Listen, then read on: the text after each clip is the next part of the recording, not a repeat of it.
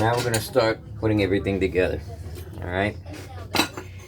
Get all your chopped vegetables, the onions, peppers, celery.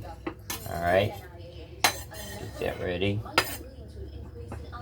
Put the skillet. Preheat the skillet. Put it all the way up, nice and high. Put in about 2-3 tablespoons. A lot of olive oil is good. All right, heat that up. Grind up some black pepper.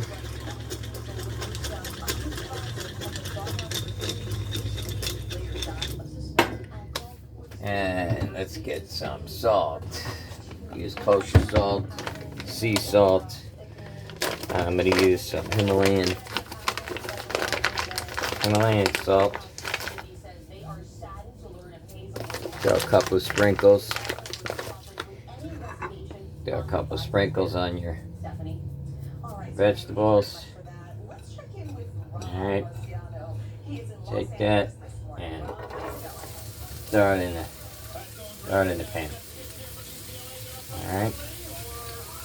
Then what you're gonna do is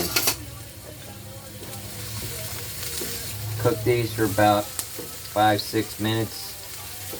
Depends on how tender you want them. Alright. Then